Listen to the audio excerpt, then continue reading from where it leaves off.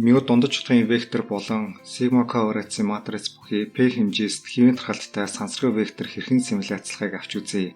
Сансрын вектор түүний дундаж утгын вектор болон координатын матриц ямар хэлбэртэй байдгийг сануулгах зорилгоор эдгээрийн томьёолыг слайд дээр бичиж харууллаа. Эцэст нь мюн тархалтын төвийн байрлалыг, харин сигма нь сансрын хэсэгчдийн хазаалт болон холбоо хамаарлыг тодорхойлдгийг сэргээн сануулъя. Олон хэмжээст хэвийн тархалттай сансрын вектор симуляцлах аргын онолын үндэслэлийг өгүүлбэр байдлаар томьёолж бичлээ. Энэхүү арга нь тус бүрдээ стандарт хэвийн тархалттай хамааралгүй сансрын хэсэгчдийн шумуу хувиргалт байдалтай юм. Бид өмнө нь нэг хэмжээст хэвийн тархалттай сансрын хэсэгчийн утга үүсгэх зөвшөөрөх няцаах арга бас Бокс-Мюллерийн томьёо гэсэн хоёр арга үзсэн билээ. Энд нэг хэмжээст хэвийн тархалттай сансрын утгууд дээр үндэслэсэн энэхүү аргыг практикт ашиглахад бүрэн боломжтой. Цаашилбал энэхүү үйлбэр буюу слайдын голд харуулж буй хувиргалтын томьёоны баталгааг бид олон хэмжээст өгөгдлийн статистик шинжилгээний хичээлдээр үздэг. Иймд тус томьёоны хэрэглээ рүү анхаарлаа шууд хандуулъя. Олон хэмжээст хэвийн тархалттай векторын сансрын утга үүсгэх алгоритм болон түүнийг R програм дээр хэрэгжүүлэх байдлыг үзье. Хамгийн ихний бэлтгэл алхамдаа сансрын векторын дундаж утгын вектор болон координатын матрицыг програмд оруулна. Удаах алхамд хамааралгүй тус бүрдээ стандарт хэвийн тархалттай P ширхэг сансргуу тоо үүсгэнэ. Энд P нь сансрын векторын хэмжээс билээ. Программын код дотор энэхүү хэмжээсийг дундаж утгын векторын уртаар дамжуулан олж байна. Яагад гэвэл дундаж утгын вектор нь сансрын вектор дахь хувьсгч бүрийн дундчуудаас тогтдог билээ. Иймд дундаж утгын векторын урт нь сансрын векторын хэмжээстэй тэнцүү байна. Сүүлийн алхамд өмнөх слайд дээр танилцуулсан хувиргалтай ашиглана. Программын код доторх col sigma болон z нь хоёулаа матрицт бол тэдгээрийг үржүүлэхдээ матрицууд үржүүлдэг оператор ашигласан. Олон хэмжээст хэвийн тархалтыг онол болон практикт өргөн хэрэглэдэг учраас олон хэмжээст хэвийн тархалттай векторын сансрын утга үүсгэхэд ашиглаж болох хялбар арга танилцуулъя. R програм дээр олон хэмжээст хэвийн тархалттай векторын сансрын утга үүсгэхэд ашиглаж болох функцүүдийн нэг бол масс багцын MVR норм функц юм. Тус функцийн бичих хэлбэрийг слайд дээрээс харна уу. Энд n аргументаар үүсгэх сансрын утгын тоо хэмжээг харин μ болон сигма аргументуудаар тархалтын параметрууд болох дундаж утгын вектор болон координатын матрицыг тус дамжуулна. Жишээ болгон μ тэнцүү 2 хасах нэг дундаж утгын вектор болон сигма тэнцүү 2 1 1 2 координатын матриц бүхий хоёр хэмжээст хэвийн тархалттай 100 ширхэг сансрын утга үүсгэх тушаалыг слайдын төгсгөлд бичиж харууллаа. Масс багц бол R програмыг дагалддаг үндсэн багцуудын нэг тул энэхүү функцийг R програм дээр хүссэн үедээ шууд дуудан ашиглах боломжтой. Гипербөмбөлөг дээр жигд тархсан сансрын векторыг зөвшөөрөх няцаах аргаар симуляцлж болох тухай мөн тус арга нь хэмжээс ихсэх тусам үр ашиг нь буурдаг гэж өмнө үзсэн. Иймд үр ашигтай ажиллах шууд арга үзье. Энэхүү аргын онолын үндэслэлийг өгүүлбэр байдлаар томьёолж бичлээ. Энэхүү симуляцийг хийхэд стандарт хэвийн тархалттай хамааралгүй хувьсгчдийн сансрын утгууд хэрэгтэй. Ийм утгууд үүсгэх ямар аргууд үзснийг өмнөх хэсэгт дурдсан билээ. Иймд энд томьёолсон аргаар тус симуляцийг хийхэд бүрэн боломжтой. Одоо аргынхаа тайлбар руу эргэн оръё. Сая дурдсанчлан стандарт хэвийн тархалттай хамааралгүй хувьсгчдийн сансрын утгууд үүсгэсний дараа тэдгээрийг нийлүүлж вектор зохионо. Улмаар уг векторынхаа уртыг Евклидийн нормоор олно.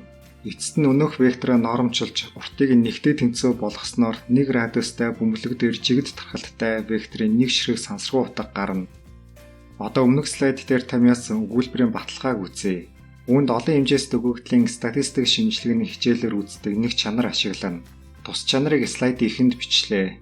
Өгүүлбэрийн баталгаа нь энэхүү чанарын томьёолол дотор дурдсан эллипсоид болон тус эллипсоид дээрх олон хэмжээст хэвийн тархалтын нягт жигд байна гэдэгт тулгуурлана. Бидний батлах өгүүлбэрийн нөхцөлд өгсөн Z1 гэх мэтчлэн ZP хувьсгчид хамааралгүй бөгөөд дундаж квадрат хазаалт нь нэгтэй тэнцүү тулд эдгээр хувьсгчдаар зохиогдох Z сансрын векторын координатын матриц нь нэгж матриц болно. Иймд дээрх эллипсоид геометрийн зөв дүрс болно. Мөн Z1 гэх мэтлэн ZP хувьсгчдын дундаж тэгтэй тэнцүү тулд тус эллипсоидын төв координатын ихтэй давхцсан. Ийхүү манай тохиолдолд харгалзах эллипсоидын түштгэл x-ийн норм тэнцүү d квадрат гэсэн хэлбэртэй болно. Мөн дээр иш татсан чанар ёсоор x-ийн норм тэнцүү d квадрат эллипсоид дээрх нягт тогтмол буюу тархалт жигд байна. Иймд тус эллипсоид дээрх z сансрын векторын уртыг нэгтэй тэнцүү болгон нормжуулбал 1 радиустай бөмбөлөг дээр жигд тархсан сансрын вектор үүснэ. Жишээ болгон тойрог буюу P тэнцүү 2 байх бөмбөлөг дээр жигд тархсан 100 ширхэг сансрын вектор үүсгэж улмаар цэгэн диаграмаар дүрсэлж үзүүллээ. Бичсэн программын кодын цөм хэсэг бол хоёр мөрийн ард чухам ямар үйлдэл гүйцэтгэж байгааг харуулсан тайлбар нэмж бичсэнийг харна уу.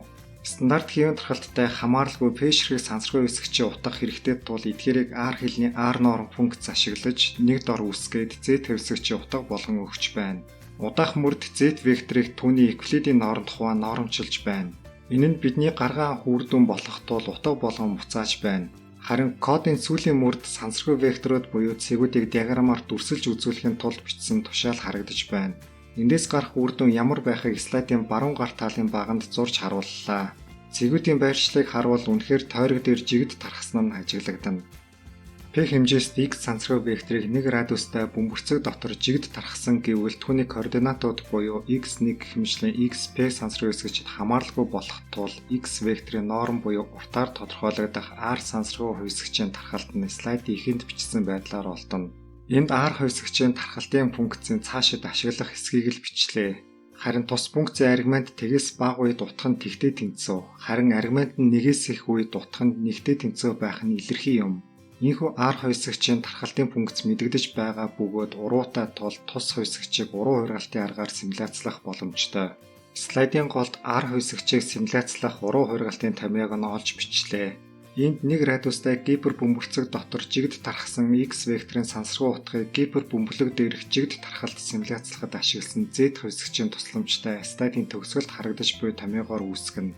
Угтаа энэ нь гипер бөмбөлөг дээр жигд тархсан 1 ижил урттай сансаргүй векторуудын уртыг янз бүрийн хэмжээтэй болгох байдлаар гипер бөмбөрцөг дотор тархааж буй явдал юм.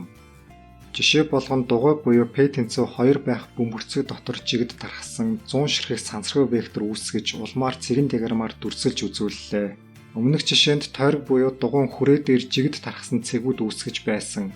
Харин энэ удаад тэдгээр цэгүүдэд дугуй дотор тархах өөрчлөлт оруулахад л хангалттай. Ийм өөрчлөлтийг ямар байдлаар хийхийг өмнөх слайд дээр үзсэн. Иймд өмнө бичсэн программын кодын зохиох хэсгийг өөрчлөхөд л болно. Тиймээс нэмж бичсэн болон өөрчилж бичсэн мөрүүдийн ард кодын тайлбар байдалтай тодтгол нэмж оруулсныг слайд дээрх программын кодоос ажиглаарай. Нэмж оруулсан R хэсэгчийн тусламжтай цэгүүдийг дугуй дотор жигд тархаан байрлуулж чадсныг слайд дээрх цэгэн диаграмаас харж болно. Эцэст нь слайд дээрх кодыг R програмд бүтнээр нь хуулж оруулаад ажилуулбал тус диаграм дээр харуулсан шиг үр дүн гарахыг хэлье. Одоо эллипсоидын гадаргуу дээр эсвэл түүний дотоод мужид жигд тархсан X сансаргүй вектор хэрхэн симуляцлахыг үзье. Уг симуляцийн аргыг эллипсоидын тэгшдэглийг матриц болон вектор ашигласан квадратик хэлбэр бүхий байдлаар бичсэн байх тохиолдолд танилцуулъя. Үүний тулд бөмбөлөг дээр жигд тархсан Y сансаргүй вектор үүсгэх бөгөөд улмаар түүнийг эллипсоид доторх сигма матрицын Cholesky задаргааны уруугаар үржүүлж хувирахад бидний үүсгэхээр зорж буй сансаргүй вектор гарна. Жишээ болгон эллипс дээр жигд тархсан сансаргүй векторууд үүсгээд дүрсэлж үзүүлэв. Тус симуляцийн аргыг эллипсоидын матрицын тэгшдэгэлд тулгуурлаж үзсэн тул эхлээд өгсөн тэгшдэглийг өмнөх слайд ихэнд бичсэн шиг хэлбэрт ортол хувиргана. Тийхүү хувиргахад сигма матриц болон R сул гишүүний утга хэдтэй тэнцүү гэж олдсныг слайд ихэнд бичиж тэмдэглэв. Үүний дараа симуляцийн программыг R хэлээр бичсэн нь харагдаж байна. Эхлээд сансаргүй тооны үүсгүүрийн эхлэх утга бэхлэх улмаар төвөрөх хэмжээ буюу үүсгэх сансаргүй векторуудын тоо ширхэг заах, эллипсоидын тэгшдэглэл дэх матриц болон цул гишүүнийг орлуулах, бас хэмжээс илэрхийлэх P хэсэгчийн утгыг олох зэрэг үйлдэл гүйцэтгэж байна. Үүний дараа тойрог дээр жигд тархсан сансаргүй векторууд үүсгэхээр бичсэн код байна. Тэдгээр векторуудыг Y матрицад хадгалсан. Улмаар Y матрицыг өмнөх слайд дээрх томьёоны дагуу хувиргах бөгөөд гарсан үр дүнг нь X хэсэгчд олгосон. Эцэст нь X матриц дахь векторуудаар цэгэн диаграм байгуулахад эллипс дээрх жигд тархалт ажиглагдаж байна. Харин эллипс дотор жигд тархсан векторууд үүсгэхийн тулд өмнө бичсэн кодыг бага зэрэг өөрчлөхөд хангалттай. Чухам ямар өөрчлөлт орсныг тухайлбал ямар мөр нэмж бичсэн, бас аль мөрийг өөрчилсөн зэргийг кодын тайлбараас харна уу. Энэхүү өөрчлөлт нь гипер бөмбөрцөг дотор жигд тархсан сансаргүй вектор үүсгэхийн тулд ямар код бичиж байсныг эргэн харуул ойлгомжтой болно.